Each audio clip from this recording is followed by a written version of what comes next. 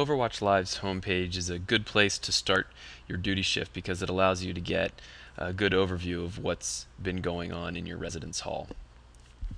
Starting over here, there's a staff notes area where the staff can leave notes for each other. So the note that's been entered here is that Glenn's girlfriend broke up with him. He's pretty upset.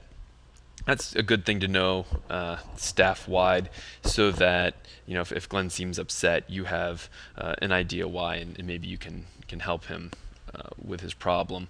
It also can just be various notes. Hey, there's a phone message for you, things like that. To update the staff notes, you just click the edit link and make your changes. On the residence notes page, here are any notes or changes on a per resident basis. So if any resident has had their lights out changed and it differs from the default lights out value, they'll be listed here. For example, here Arnold, his curfew has been extended until 2:15 in the morning, so that shows up. Frank is here because a note was entered because he has a doctor's appointment. And you can add a note pretty easily. We'll add something here for Joe.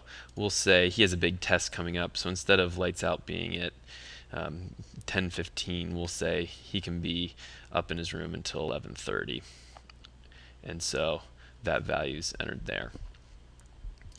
The Today's Consequences tab gives you an overview of all the consequences that have to be completed today.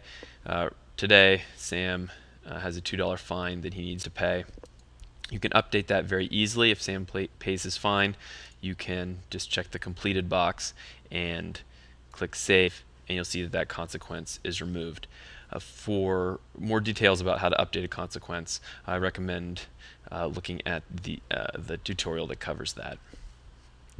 Over here you'll see that the active day is August 14th, and if you haven't viewed the tutorial about how days work inside of Overwatch Live, again, that's a pretty good one to review. And then down here, there's some quick links. If you'd like to add a departure for a resident, you can do that.